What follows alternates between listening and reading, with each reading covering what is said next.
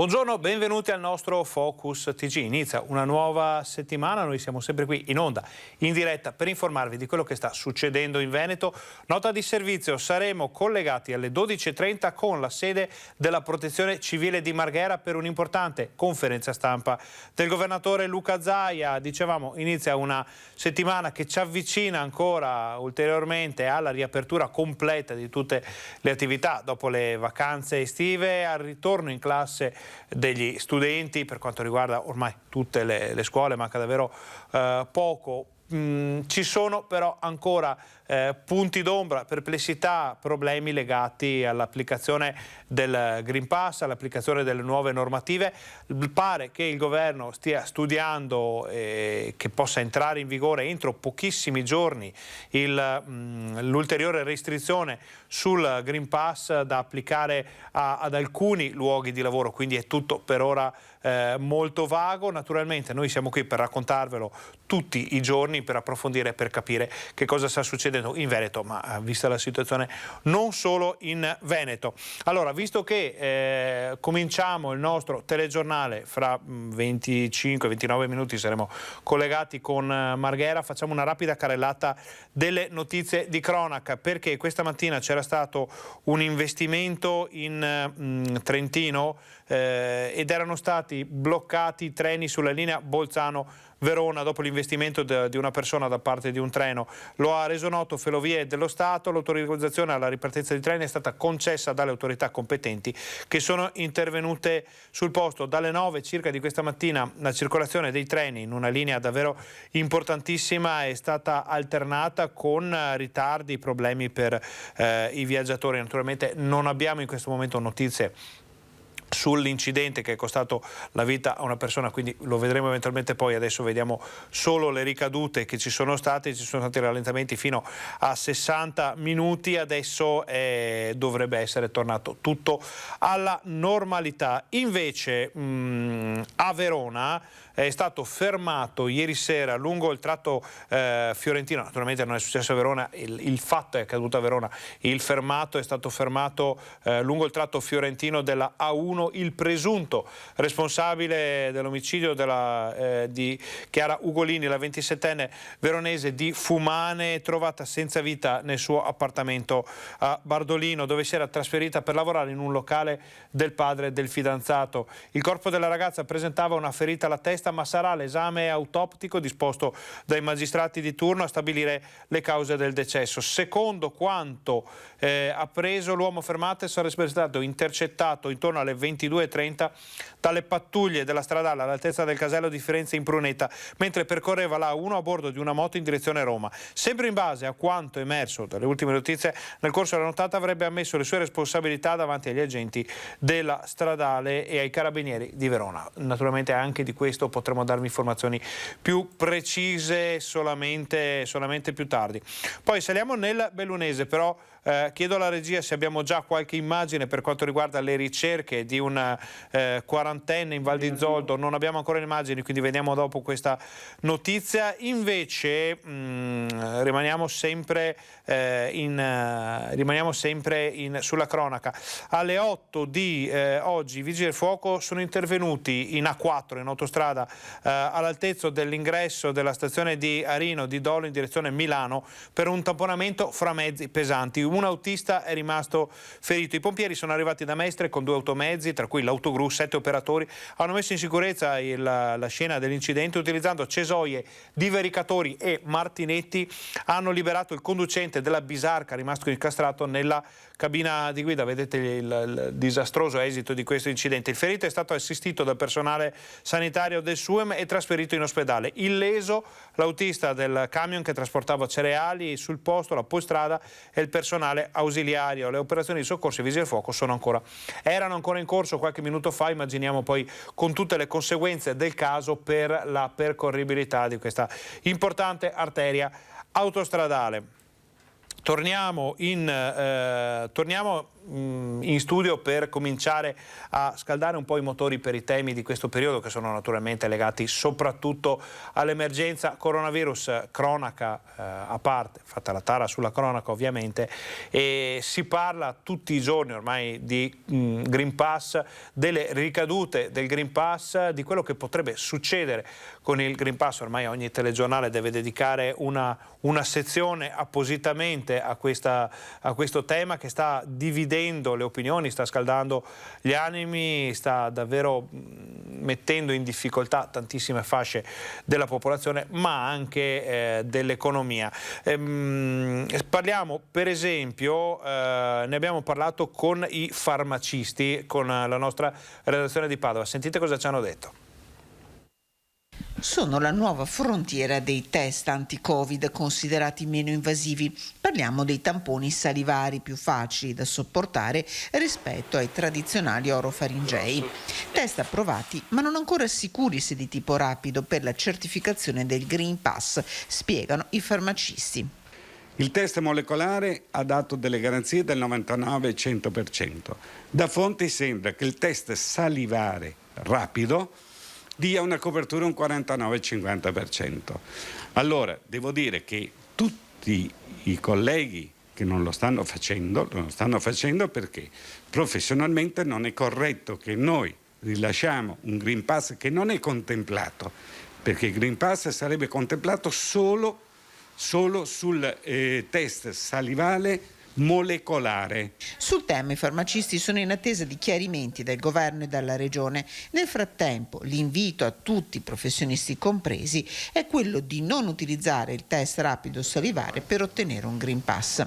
Del resto in questi giorni è stato boom di richieste per i tamponi, con molte farmacie sotto pressione. Ecco, lei ha una specie di pellegrinaggio per i tamponi in questi giorni, abbiamo visto più di qualcuno anche adesso. Sì, devo dire che con i tamponi stiamo aumentando, c'è un maggiore flusso e richiesta e devo dire che siamo arrivati qui all'incirca 30-40 tamponi al giorno nella mia farmacia. Nel frattempo a Padova sono in arrivo 123 sospensioni per farmacisti privi di vaccinazione, il 10% del numero totale. Il momento in cui vengono sospesi, sono sospesi totalmente dalla loro professione. Non è che li possiamo spostare e fare altre o dimensionarlo. No, non può esercitare la professione del farmacista, né in farmacia né in parafarmacia chi è iscritto all'ordine professionale. Restiamo sul tema dei tamponi, in parte del Green Pass, ma da un altro punto di vista, ovvero quello del turismo, perché non tutti i turisti che arrivano nelle città d'arte sono muniti di Green Pass per vari motivi, addirittura c'è chi arriva da paesi in cui non è prevista questa situazione. A Vicenza il Comune ha deciso di far partire un test, una prova, mettendo a disposizione soprattutto dei turisti per poter visitare i musei e per magari andare a mangiare un boccone in centro, un punto tampone in grado di fornire anche il Green Pass. Vediamo com'è andata. Sono venute diverse persone, tutti stranieri per il momento, tutti negativi per fortuna, però diciamo che questa è l'idea e ciò che ci ha spinto proprio a attivare questo servizio, a metterlo a disposizione di questi turisti. Una decina di turisti che in mattinata hanno approfittato del servizio messo a disposizione in Corte Bissara, in Piazza dei Signori a Vicenza, dall'amministrazione comunale in collaborazione con la Croce Rossa Italiana. La decisione dopo una serie di segnalazioni da parte anche delle stesse categorie economiche con cui l'assessorato al turismo si relaziona quotidianamente. Tanti QR code che non erano scansionabili perché usurati, alcuni stranieri che arrivavano da paesi dove il Green Pass non è richiesto e sono la più parte in Europa come sappiamo. Insomma, per mettere in condizioni migliori queste persone per entrare in un museo, in un bar o in un ristorante abbiamo attivato questo servizio. Un servizio in più per rendere fruibile la città di Vicenza che solo nel mese di agosto ha visto il passaggio negli IAT, informazione e accoglienza turistica, di 16.000 turisti. In questo modo è stato loro consentito l'accesso a musei, ristoranti e manifestazioni. L'operazione si ripeterà anche nei prossimi sabato del mese di settembre.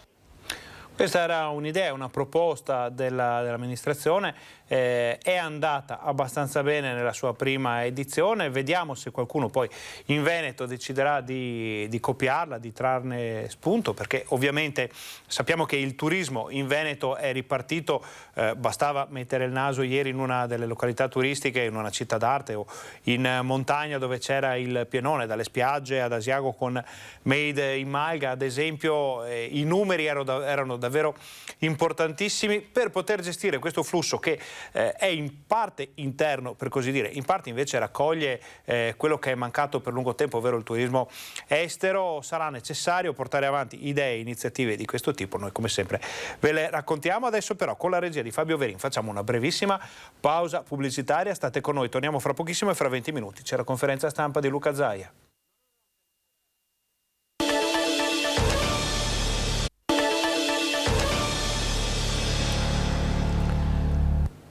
Buongiorno, bentornati al nostro Focus TG, siamo in diretta anche oggi in onda per informarvi di quello che sta succedendo in Veneto, notizie di servizio. Fra un quarto d'ora saremo collegati con la sede della Protezione Civile di Marghera, dove il Presidente Luca Zaia farà il punto della situazione legata all'emergenza coronavirus e naturalmente a quello che ci aspetta con le possibili variazioni per quanto concerne il Green Pass, i vaccini, insomma tante novità e anche una visione sul mondo della scuola, perché ormai mancano davvero pochi giorni alla riapertura delle scuole. Serviranno docenti, serviranno protocolli, serviranno iniziative importanti per questo ennesimo passo verso il ritorno alla normalità. Dovrebbero arrivare oggi da Luca Zaia. Allora, parliamo d'altro per qualche minuto, parliamo sempre di coronavirus e di cronaca, parliamo anche dei problemi in questo Veneto, problemi per esempio quelli che l'agricoltura e il mondo agricolo in generale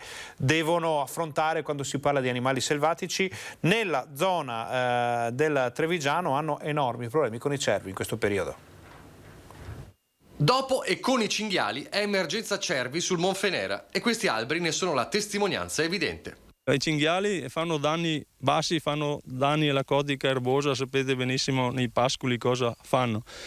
Ma quelli che vedete qua sono esclusivamente danni da cervi, arrivano fino a 3 metri, quando si alzano e vanno a brucare le giovani piante, vanno a brucare i castagni, fanno danni.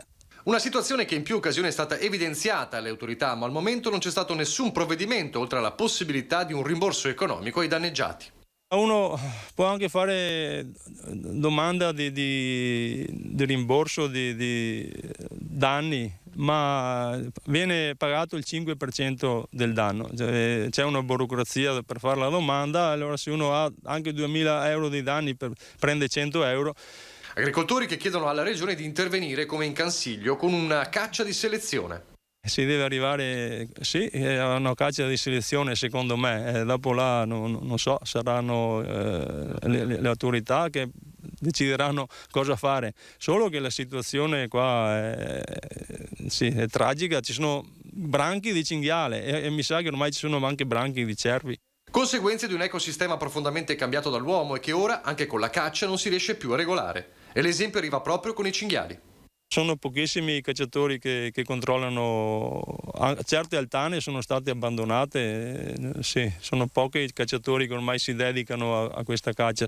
Mi dicono che è una spesa e ormai la carne di cinghiale non è una novità, una volta sui ristoranti andare a mangiare il cinghiale era una novità, adesso non è più apprezzata.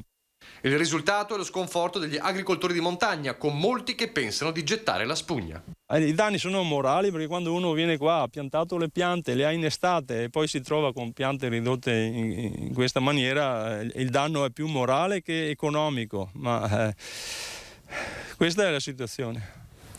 Una situazione che noi stiamo monitorando con le nostre redazioni, abbiamo spesso parlato anche della situazione legata ai lupi nell'altopiano dei 7 comuni, ma in generale sulla montagna vicentina, dove ci sono state tantissime predazioni quest'estate. Parlando fuori microfono con gli allevatori, con chi fa il peggio, con gli agricoltori in generale, si sente un po' un'area di abbandono da parte delle istituzioni. C'è chi dice ci sentiamo abbandonati, nessuno ci aiuta, nessuno viene a capire veramente qual è il problema. Vi abbiamo raccontato ad esempio del funerale di 2 manze organizzato dai gestori di una malga nella zona di Montecorno per portare all'attenzione dell'opinione pubblica i problemi proprio dell'alpeggio. 2 vacche sbranate dai lupi sono state esposte dopo alcuni giorni, che erano morte ai ciclisti, ai pedoni, alle persone che salivano in montagna, e lo spettacolo è stato davvero molto molto forte. Quindi portiamo avanti anche questa nostra informazione come tutto il resto e cerchiamo di capirne di più assieme a voi. Adesso noi facciamo una brevissima pausa pubblicitaria, state con noi, torniamo davvero fra poco e alle 12:30 c'è la conferenza stampa di Luca Zaia.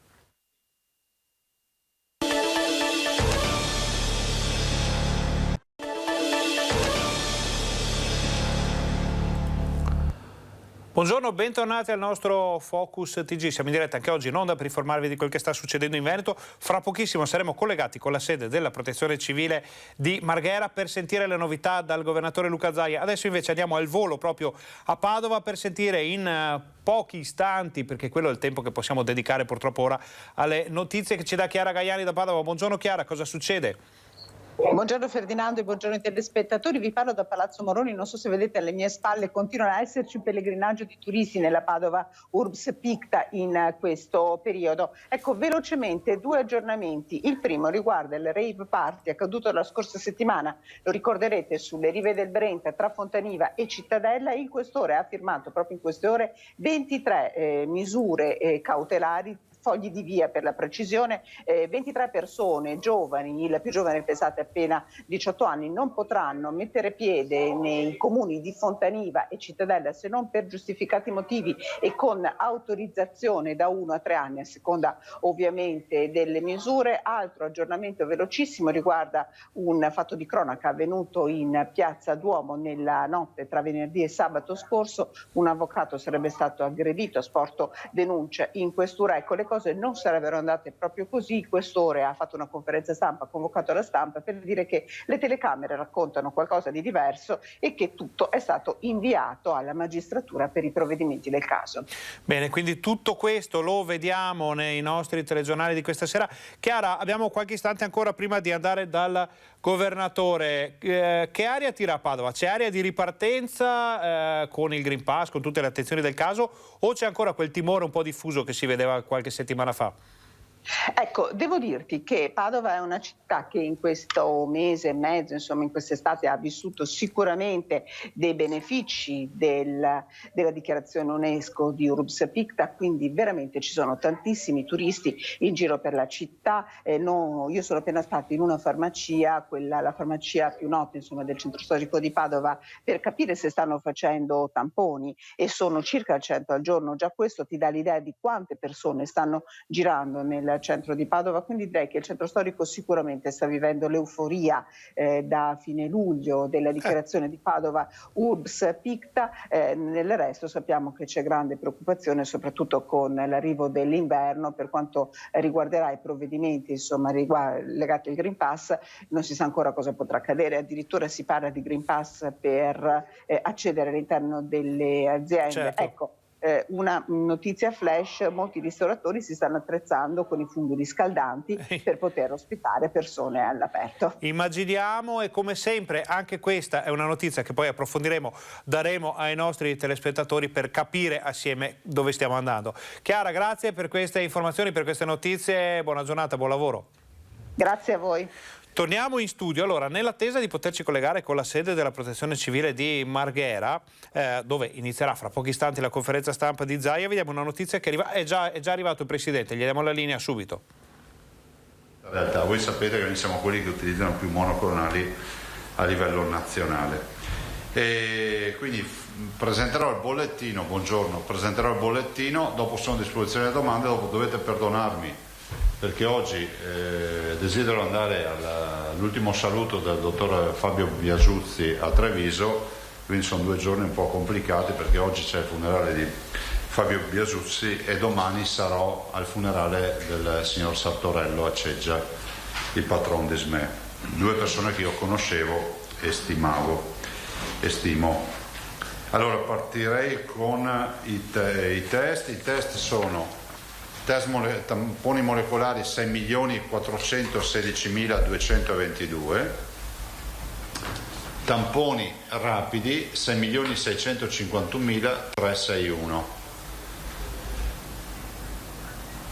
Di fatto abbiamo passato i 13 milioni, sono 13 milioni e 67.000 tamponi dal 21 febbraio 2020. I positivi nelle ultime 24 ore sono 274. Vuol dire una trentina per provincia, per capirci. I 274 positivi sono così identificati, cioè li abbiamo innanzitutto rilevati con 13.024 tamponi. Voi sapete sempre che a fine settimana c'è un calo fisiologico della capacità di far tamponi, per un'incidenza del 2,10. I positivi ad oggi in isolamento, cioè quarantenati, sono 13.242. Vi ricordo che la punta minima che abbiamo toccato in tutta la storia del coronavirus era di giugno, con 9.000 persone isolate. Numero dei positivi dall'inizio dell'infezione, 458.467. Questi sono solo i positivi che noi abbiamo rilevato con i famosi 13 milioni di tamponi. Poi ce ne saranno forse milioni di positivi, ma che noi non abbiamo mai incontrato e incrociato, che si saranno negativizzati. Ricoveri totali sono 285, più 9. I 285 sono così distribuiti: 233 in area non critica e 52 in area di terapia intensiva, quindi in area critica, quindi più 6 in area non critica e più 3 nelle terapie intensive. Terapie intensive ovviamente che con i 350 posti occupati da pazienti non Covid si va a 402 posti, 52. Totale di decessi 11.701. I guariti 22.964. E ripeto che davanti a 458.467 positivi certificati, 22.964 hanno avuto bisogno dell'ospedale. Quindi se qualcuno si prendesse a breve di fare una sottrazione, vedete che più o meno sono, quanto sono?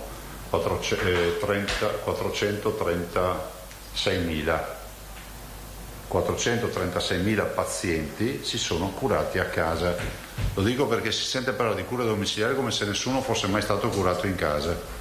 Da noi solo 22.000 su 458.000 hanno avuto bisogno di un ospedale, e questo va ripetuto. Guardate, allora, non siamo davanti a una curva che sta flettendo e quindi a una remissione dell'infezione, questo poco ma sicuro. Vedete che anche oggi abbiamo dei ricoverati. Abbiamo molte realtà, ne parlavamo anche stamattina in unità di crisi che abbiamo fatto, abbiamo molte realtà che passano da scenario 1 a scenario 2, insomma c'è questo, diciamo, c'è questo ballare con le terapie intensive, cioè le terapie, quando tu hai 52 persone come oggi in terapia intensiva, hai delle province tipo Verona, Padova che tendono a restare nelle fasi iniziali dello scenario 2. Sapete che avevamo fatto tutti gli scenari per le terapie intensive. Allora è una situazione che stiamo gestendo, gestibile assolutamente sì, però è una situazione che ha bisogno dell'aiuto dei cittadini su due fronti: quello del comportamento, di continuare a portare la mascherina, di continuare ad evitare gli assembramenti, di continuare a igienizzare le mani e a continuare a capire e pensare che la partita non è finita. 2, di accedere alla vaccinazione, perché il tema della vaccinazione è l'unico tema che oggi ci permette di dire che nonostante tutto abbiamo solo brutto termine, ma è solo per dare una dimensione, 283 persone ricoverate. Perché dico solo? Perché davanti a questo livello di infezione in altre fasi della storia del coronavirus avremmo avuto gli ospedali collassati.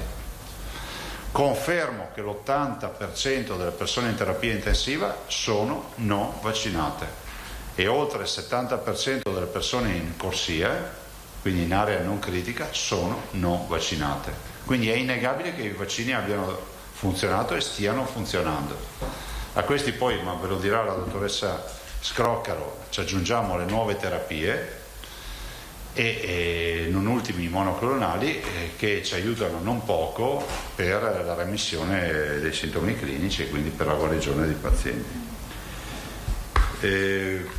Oggi nel bollettino, ve lo dico, abbiamo fatto 15.254 vaccinazioni nelle ultime 24 ore e siamo arrivati praticamente, oggi possiamo dire che chiudiamo 6.400.000 dosi. Andiamo verso i 6,5 milioni di dosi. Le percentuali, evito ogni giorno di dirvi le percentuali, ma insomma abbondantemente noi comunque tranquillamente arriviamo all'80% della popolazione vaccinabile vaccinata.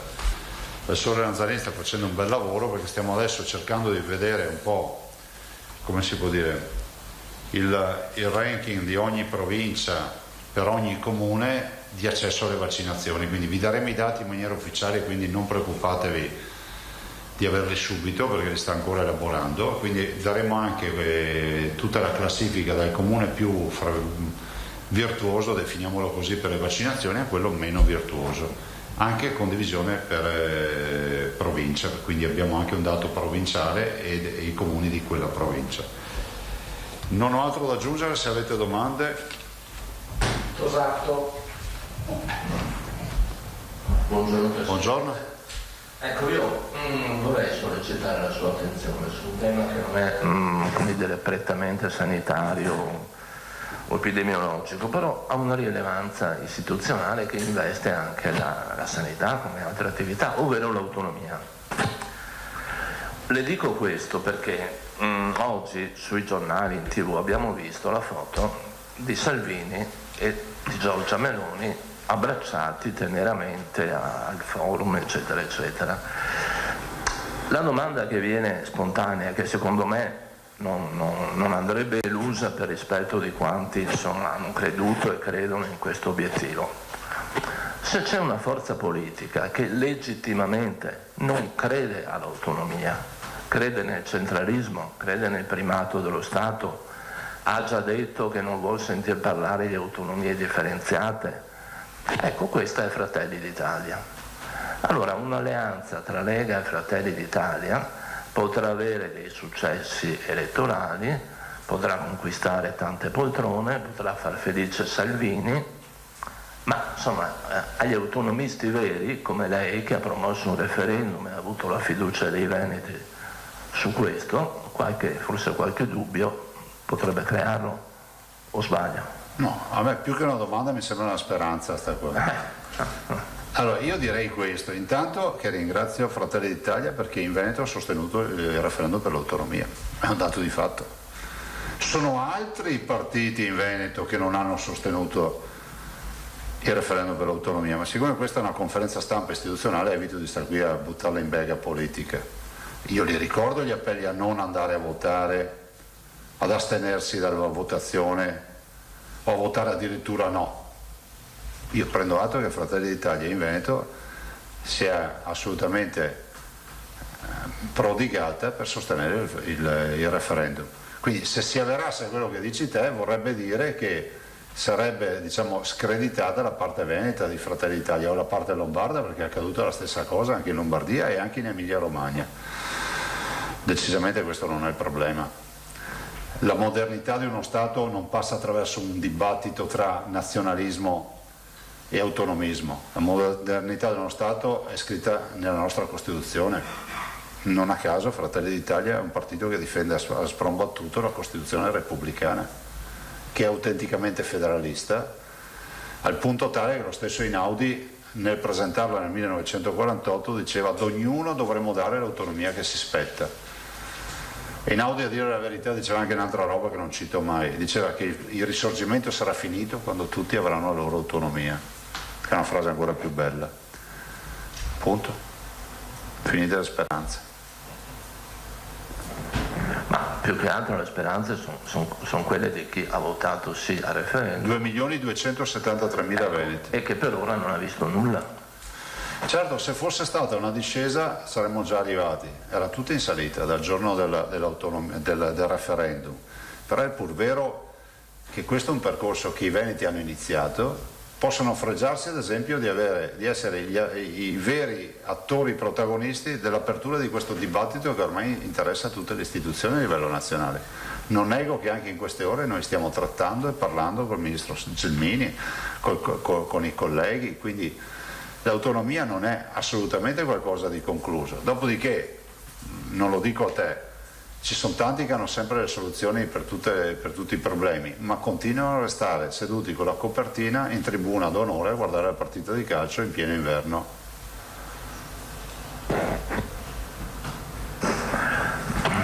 Avrei un'altra domanda. Prego. Che riguarda invece la lettera al Presidente del Consiglio che Salvini e i governatori della Lega hanno trasmesso sabato, che riguardava appunto la politica. I 5 punti da indicati per contrastare la pandemia, il Green Pass, eccetera, eccetera.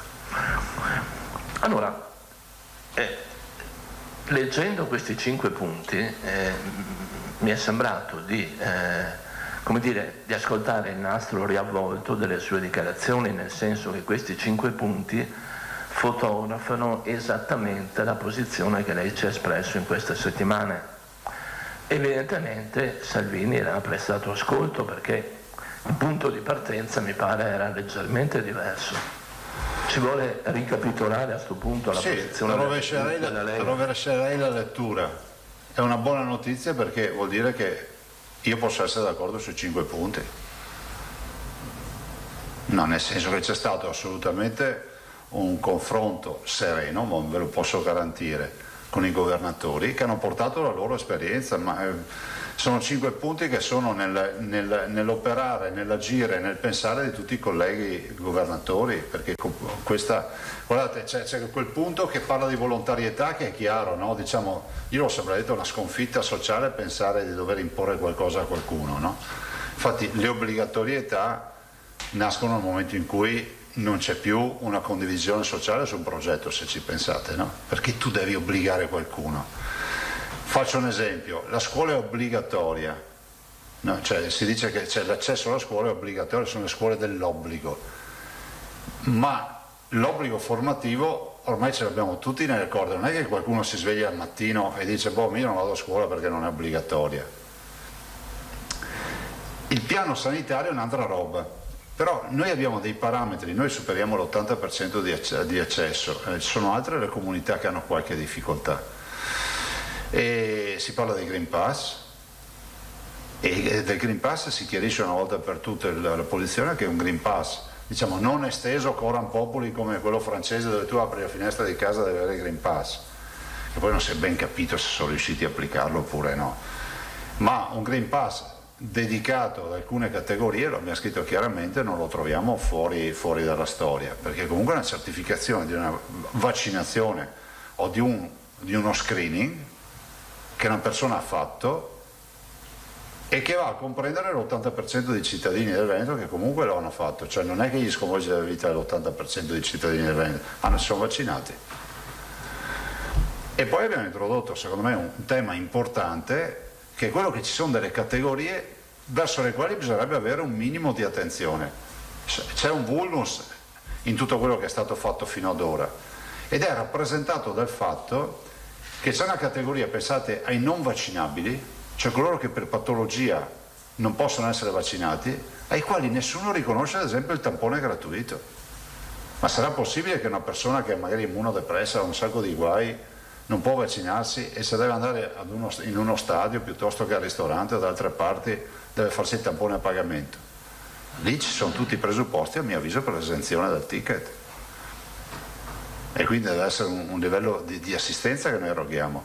E poi abbiamo pensato a quella categoria di minorenni, gli under 18, che fanno sport in un regime di volontarietà vaccinale potrebbero non essere vaccinati. In Veneto il 60% sono vaccinati e che hanno diritto ad avere il tampone e non sentirsi dire che 3 volte a settimana devono andare con i genitori alla farmacia e farsi il tampone. Ma però il primo punto è quello fondamentale: riconoscere e promuovere la campagna vaccinale. Cioè noi non siamo una forza che rivendica una posizione contro i vaccini, perché siamo una forza che rappresenta la popolazione e ne interpreta le esigenze nel rispetto delle idee di tutti. Questo è scontato. E io ci aggiungo tutto questo, c'è tra le righe, ma scritto molto nel senso che si evince, ma non è che è scritto in maniera puntuale, che il governo deve cogliere velocemente l'opportunità di informare i cittadini. Cioè guardate che tra quel 20% che in Veneto che ancora non si è vaccinato, dopo ne parlerà la dottoressa Scrocaro che è un'esperta di vaccini e di farmaci, che sono dei farmaci, i vaccini ricordo, tra quel 20% c'è chi non può vaccinarsi, ci sono almeno 4 categorie: chi non può vaccinarsi ed è esonerato, chi si è fatto i vaccini ma è contro questo vaccino, quindi in via teorica non è un Novax, è una persona che non si fa sto vaccino per tutta una serie di motivazioni. Chi comunque non vuole sentire parlare di vaccini, cioè la categoria dei Novax, che crede che il vaccino sia la morte e basta, e faccia parte di un disegno supremo di controllare i popoli e tutte queste minestre che sentite. Quarta categoria, che è quella più importante, della quale nessuno mai parla: chi ha paura di vaccinarsi. E la paura è un sentimento umano che va rispettato, ma la paura va anche informata. Cioè, siamo davanti a un governo che non sta informando i propri cittadini. Se questa mattina ero in TV e in TV è stata intervistata una signora a Piazza del Popolo, ha detto perché questa qui è una terapia genica. E l'intervistatore mi ha chiesto, ha detto: guardi, se cominciassimo a discutere con questa signora di terapia genica ci fermeremo alla prima domanda. Ma non è colpa della signora, ci sarà pur qualcuno che ha qualcosa da spiegare rispetto a una frase come questa, o al fatto che abbiamo gli ospedali pieni di persone ammalate da vaccino, che non è vero, o altre fake news che evito di star qui a dirvi, non so, che viene introdotto il microchip anche con il vaccino. Cioè, se siamo a questi livelli qui. Quindi io penso che la pubblicità progresso istituzionale, ma non di dire vai a vaccinarti, spiegare che cos'è il vaccino, poi ognuno in un ambito di volontarietà decide cosa fare.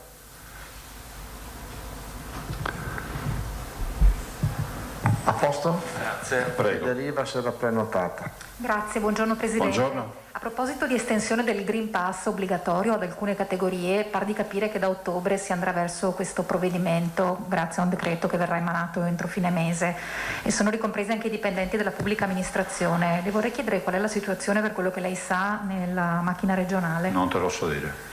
Nel senso che sono i suoi dipendenti questi, Presidente, come verrà? No, ho capito, ma oggi non abbiamo un dato, lo possiamo rilevare, fermo restando che potremmo... C'è la privacy oltretutto.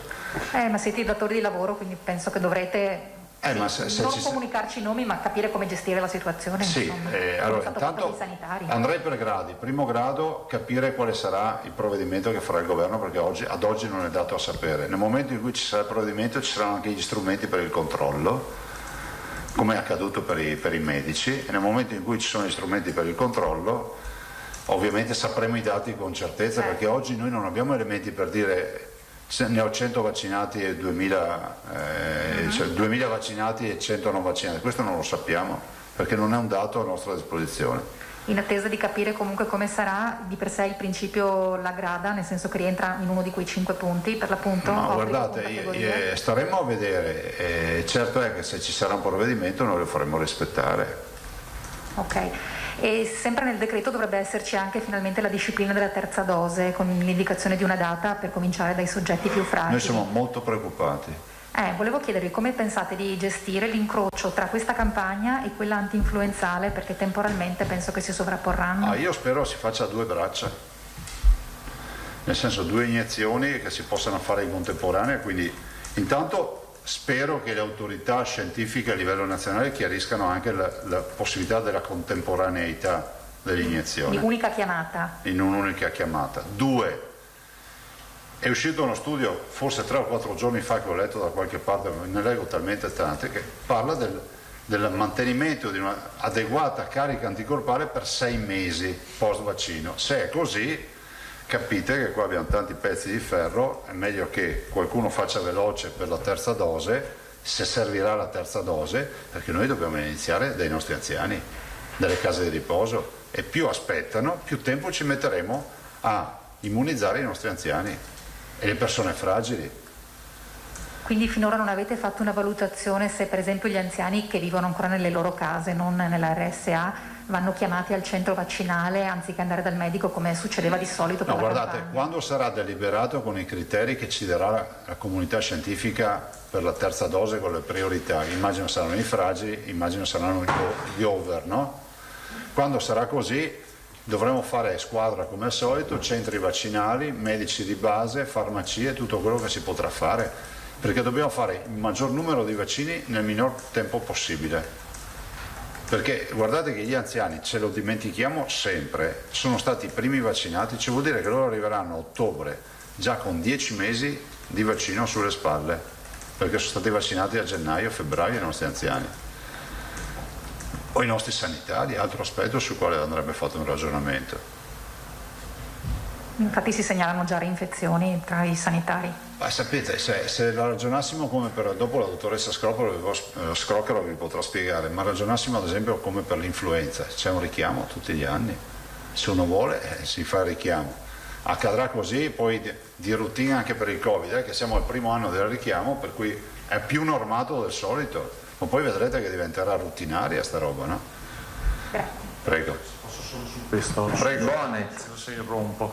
Però come si coniuga allora questa cosa con l'estensione del Green Pass a 12 mesi? Cioè io mi sono vaccinato, mi fanno il Green Pass che dura 12 mesi, io per un anno lo utilizzo liberamente, ma se gli anticorpi durano 6 mesi, no, io vedo che c'è l'ennesimo bug della vicenda, non so. Non è che, no, guarda, non è più che un bug, è che questo studio parla di 6 mesi. Fauci dice che secondo lui durano anche più di un anno, e quindi cioè, il tema è che finché nessuno chiarisce questa cosa, ad esempio noi lo potremo chiarire, Marco, perché dalla prossima settimana, ve lo dico, saremo nelle condizioni anche di presentarvi il famoso progetto dello studio sierologico sul sangue, sulla presenza di anticorpi nel sangue dei nostri anziani che sono stati i primi ad essere vaccinati. Considerate che oltre agli anticorpi, per questo dicevo non è proprio un bug, c'è anche poi l'immunità cellulare che non è misurabile, cioè la cellula comunque di suo si difende, no? Per banalizzare la storia. Poi ci sono anche gli anticorpi, quindi noi a tutt'oggi il mondo scientifico non è in grado di pesare quanto valga l'immunità cellulare e quanto valga l'anticorpo. Si sa che c'è una reazione al virus, cioè la cellula è corazzata, ma potrebbe essere ancora più aiutata se sono gli anticorpi. La cellula non è che è lì, come si può dire, flacida, che si fa attaccare da tutti, cioè cerca di difendersi la cellula. Prego. Domande? Guidone? Lascio... Tu? Ah scusa, Di Gennaro. Prego. Buongiorno, sempre, visto che si parlava di categorie per il Green Pass, volevo capire se lei sarebbe a favore intanto di un'estensione dell'obbligo del Green Pass anche fra gli studenti delle scuole medie e delle scuole superiori, e poi capire adesso con l'avvio delle scuole se ci sono delle linee guida, se ci si aspetta un po' di confusione legata al fatto che ci sia una commistione fra studenti non vaccinati, che credo al momento siano la maggioranza, e studenti vaccinati, e se ci saranno modalità specifiche per gestire questa cosa, se magari vengono fatte classi tutte di un tipo o qualcosa del genere. Allora, la scuola non è di nostra competenza né da un punto di vista organizzativo, tantomeno da un punto di vista, diciamo, di espressioni formative, no? Al momento, finché qualcuno si deciderà a trattare anche su questo fronte. E allora, noi abbiamo tutto il progetto delle scuole Sentinella che presenteremo mercoledì qui in conferenza stampa con la dottoressa Russo. Per quanto riguarda le categorie diciamo da Green Pass, studenti o altro, deve essere la comunità scientifica e dalle indicazioni. Di certo non posso dirlo io perché c'è un pensiero da Spalti che dico sì, no, vedremo quali saranno anche le argomentazioni che verranno portate. Onestamente ad oggi non ho visto, anche diciamo fuori fascicolo, non ho sentito parlare di questa proposta. Sinceramente penso anche che in ambito di volontarietà ci sono almeno due aspetti: volontarietà vaccinale, obbligo scolastico. Prevedere un Green Pass per andare a scuola vuol dire venire meno all'obbligo scolastico e alla volontarietà vaccinale, se prendiamo il caso estremo di uno che non si è vaccinato, no? Quindi ho l'impressione che sia molto articolata anche dal punto di vista giuridico a sostenere una cosa del genere, perché siamo davanti a un obbligo scolastico che non prevede l'obbligo della vaccinazione, ma la volontarietà della vaccinazione. Quindi il Green Pass è l'ultima nella catena, no? La sua dottoressa Scroccaro, grazie. Nessun'altra domanda? A posto. Prego, dottoressa. Buon lavoro.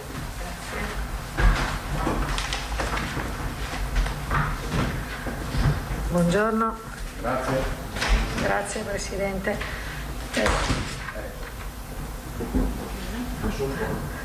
Allora, come ha anticipato il Presidente, dirò brevemente quelle cose che sono cambiate rispetto agli anticorpi monoclonali.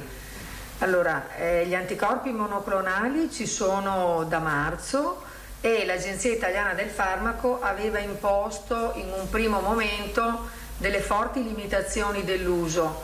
Questo succede abbastanza di frequente quando escono i nuovi farmaci, perché ci sono a quel tempo, quando esce il farmaco, degli studi limitati ad alcune popolazioni, quindi l'agenzia aveva stabilito che questi anticorpi monoclonali dovessero essere utilizzati nel caso di pazienti che presentassero dei fattori di rischio e aveva anche elencato in maniera molto puntuale quali dovevano essere questi fattori di rischio: delle malattie concomitanti, ad esempio il diabete, l'obesità, l'ipertensione, per citarne alcune.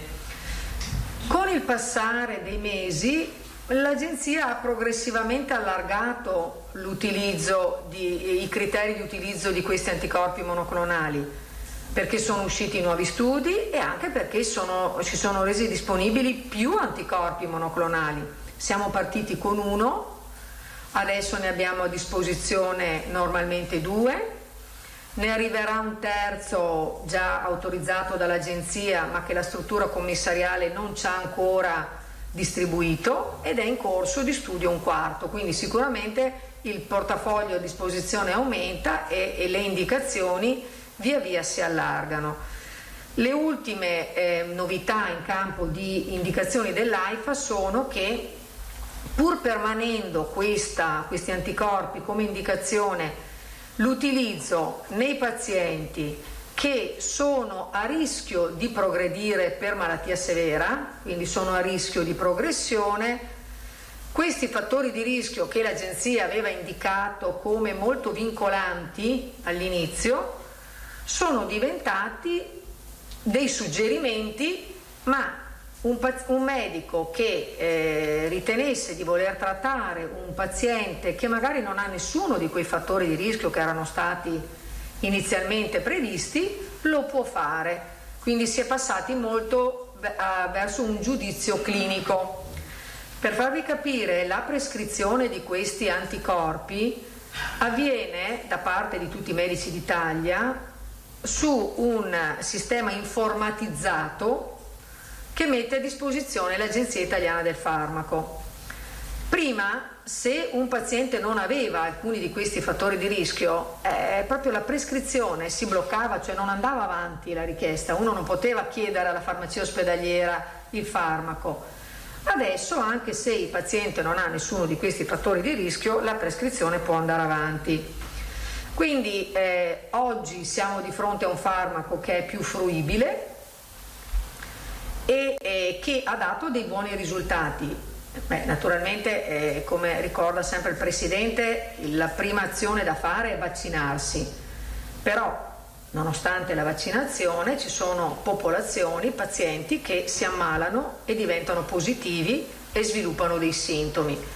Questi sono farmaci che vanno utilizzati nelle prime fasi della malattia meglio se entro 5 giorni dallo sviluppo dei sintomi, perché riducono fortissimamente la probabilità di dover essere ricoverati. Quindi questo è poi l'effetto degli anticorpi monoclonali, che riducono la possibilità, il rischio di essere ricoverati. L'organizzazione che noi abbiamo adottato nella nostra regione ha previsto fin da subito un forte coinvolgimento da parte dei medici di medicina generale, perché sono loro che vedono il paziente, sono informati sul paziente positivo con sintomi. Quindi la Regione ha messo a disposizione un modello anche per cui i medici di medicina generale possono inserire nel portale sanità, che loro già usano per mettere dentro i positivi e le informazioni, possono già inserire quelli che ritengono i pazienti candidabili al trattamento. I nostri 11 centri che abbiamo in Veneto si collegano a questo portale e possono vedere bene i pazienti candidabili al trattamento e chiamarli per il trattamento. Qualora non si riuscisse a far funzionare questo iter, il medico di medicina generale può mandare la sua segnalazione direttamente al centro. Il sistema ha funzionato. Noi possiamo dire oggi che circa il 35% dei nostri pazienti trattati è transitato attraverso questo metodo del portale, ma sicuramente molti medici di medicina generale hanno chiamato direttamente gli specialisti e hanno mandato i pazienti a curarsi in ospedale. Vi vorrei dare adesso alcuni numeri dei pazienti che noi abbiamo. Allora, in Italia sono stati fatti lato Italia, 8.434 trattamenti. 8.434. Noi come Veneto ne abbiamo trattati 1.167. Siamo la seconda regione. Il Lazio ha trattato qualche decina di pazienti più di noi, la terza regione molto vicina a noi è la Toscana, quindi 3 regioni di fatto trattano la stragrande maggioranza dei pazienti, le altre sono molto più bassi i numeri di pazienti trattati, non certo perché non ci siano pazienti positivi, ma perché richiede una certa organizzazione questo trattamento, cioè ci deve essere un medico di medicina generale, un contatto diretto tra medico e specialisti o paziente e specialisti, quindi è un farmaco che può essere somministrato solo in ospedale, ma ad un paziente che in effetti è a casa con sintomi. Questo è la sfida, cioè bisogna cercare di raggiungere questi pazienti. Allora, dicevamo, abbiamo un trend in crescita per fortuna, quindi anche queste nostre sollecitazioni che sono state fatte nelle ultime settimane, abbiamo scritto molte lettere agli specialisti, ai medici di base, abbiamo osservato un trend in aumento. Eravamo arrivati alla fine dell'estate con poche decine di pazienti trattati alla settimana, adesso l'ultima settimana ha registrato 109 pazienti alla settimana, abbiamo trattato con anticorpi in Veneto, quindi c'è un trend in notevole aumento. 109. Ecco, i numeri che vi volevo dare erano questi per capire un po' quanti potrebbero essere i pazienti trattabili. Allora, noi nell'ultima settimana, quella fino al 3 di agosto, abbiamo avuto 3.300 positivi. Voi sapete che noi sappiamo quanti positivi sono sintomatici e quanti no, perché c'è il contact tracing che rileva questo. Abbiamo 1.762 pazienti positivi con sintomi lievi moderati, quindi circa la metà dei nostri pazienti positivi a casa ha una sintomatologia lieve moderata. Di questi 144 sono over 65, sono anziani, e di quelli che hanno meno di 65 anni ce ne sono 81 con fattori di rischio, quindi 144 over 65, 81 con fattori di rischio. Quindi se noi dovessimo trattare anche solo quelli anziani, che per l'agenzia si dovevano trattare da subito anche senza fattori di rischio, l'agenzia del farmaco, e aggiungessimo quelli che hanno i fattori di rischio, più o meno siamo sui 220 pazienti. Cioè il target per noi, secondo i nostri calcoli, dovrebbe essere di 220 pazienti alla settimana, e cercheremo di dare questi numeri ai nostri ospedali e ai nostri medici, perché questo dovrebbe essere un po' i potenziali pazienti. Poi è chiaro che questi sono numeri, alcuni pazienti potrebbero essere considerati non trattabili dai nostri medici, però vorremmo arrivare a questi numeri. Adesso però, come vi dicevo, l'ultima settimana ne abbiamo trattati 109, quindi dalle poche decine dell'inizio siamo già a buon punto. Volevo darvi anche qualche dato sugli esiti, perché adesso cominciamo ad avere una casistica abbondante. Noi abbiamo chiuso vuol dire che il medico ha registrato anche l'esito di questi pazienti nel registro dell'Agenzia del Farmaco, 738 casi chiusi, e l'89% sono guariti senza andare in ospedale. Questo è un dato importante, cioè l'89% dei pazienti trattati, casistica che abbiamo di 738, gli altri non li abbiamo, l'89% non ha avuto bisogno di andare in ospedale, non è stato ricoverato, quindi è rimasta con un'evoluzione della sua malattia, della propria malattia, in casa. Un 10% solo ha avuto comunque bisogno di ricovero o di accesso al pronto soccorso, e di questa casistica registriamo 5 decessi, di cui 4 Covid correlati. Quindi, per quanto non si possano fare gli studi sulla base delle osservazioni, però possiamo dire che effettivamente questi anticorpi monoclonali hanno dato i risultati sperati. Quelli che vengono trattati poi non hanno necessità di essere ricoverati. È un farmaco che è molto ben tollerato. Abbiamo avuto un 3% di reazioni molto lievi. Le reazioni lievi sono iperpiressia, vomito, nausea, quindi è anche un farmaco molto ben tollerato. Quindi noi, sulla base di questo, invitiamo poi anche i pazienti stessi che non avessero avuto modo di collegarsi, di avere un approccio con il proprio medico di medicina generale, anche a fare riferimento direttamente ai centri. Ce ne sono 1 o 2 per ogni azienda sanitaria, quindi è importante che i pazienti conoscano, anche riprendendo l'aspetto che diceva prima il nostro Presidente, anche dell'importanza della comunicazione. Si tratta di farmaci che hanno dimostrato l'efficacia e che è bene che i pazienti conoscano, che sappiano che esiste questa opportunità per potervi avere accesso nell'ipotesi in cui diventassero positivi con sintomi. A posto, dottoressa, grazie. Domande? Federica. Grazie, buongiorno. Ci ricorda, le somministrazioni avvengono in 2 fasi o una somministrazione unica? No, una sola somministrazione che dura 1 ora di osservazione in ospedale, 1 ora di somministrazione, poi un'altra ora di osservazione. Il paziente deve essere tenuto lì, ambulatorio, non è un ricovero, è un ambulatorio dell'ospedale. Mi sono dimenticata di dirvi prima che abbiamo già dei casi di pazienti che erano in RSA e che ne hanno avuto bisogno e quindi hanno avuto la somministrazione. Abbiamo avuto anche un paio di casi, uno sicuramente di una donna in gravidanza che è stata trattata con l'anticorpo monoclonale, perché ci sono anche rassicurazioni sull'utilizzo anche nella gravidanza. Naturalmente non entro i primi mesi di gravidanza, però una gravidanza avanzata, e un'esperienza c'è stata, almeno a mia conoscenza, a Padova.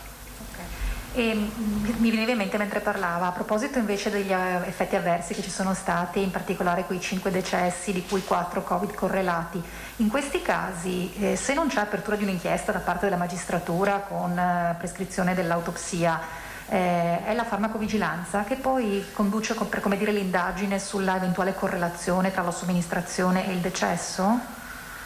Allora, io ho detto che ci sono stati 5 casi, mi sono espressa male, non sono legati, non sono effetti avversi da farmaco. Purtroppo il paziente o è arrivato tardi, cioè è deceduto da Covid in 4 casi, quindi nonostante il farmaco è morto da Covid, è proprio Covid correlato, non è legato. Non abbiamo segnalazioni di nessun decesso, neanche sulla banca dati dell'agenzia, da anticorpo monoclonale come effetto collaterale. Nessuno. Altre domande? Guidone. Sì, buongiorno dottoressa. Buongiorno. Volevo chiederle se un paziente che è affetto da una labirintite può sottoporsi a questa terapia Non mi pare con sicurezza. Non mi pare che sia tra le controindicazioni, quindi non è tra quelli che vengono esclusi. Poi il medico magari valuterà se questo può dare grossi problemi per la nausea, per i capogiri, però non è tra i criteri di esclusione. Grazie. Non ho detto prima che, più recentemente uno dei 2 anticorpi monoclonali di cui disponiamo ha una nuova indicazione, può essere utilizzato anche nei pazienti ospedalizzati con dosaggi molto alti, però si può usare anche nel paziente ricoverato per Covid. Questa è una cosa che è più recente, di qualche mese. Altre domande? Pittarello? Niente? Prego Pittarello. Ah, ok, va bene, dopo la dottoressa è a vostra disposizione. Assessore, se non hai altro da aggiungere io chiuderei qui e rilascerei la dottoressa a disposizione delle telecamere. Grazie. Va bene. Aspetta un po', io sopra non so, lascia... Ah, va bene.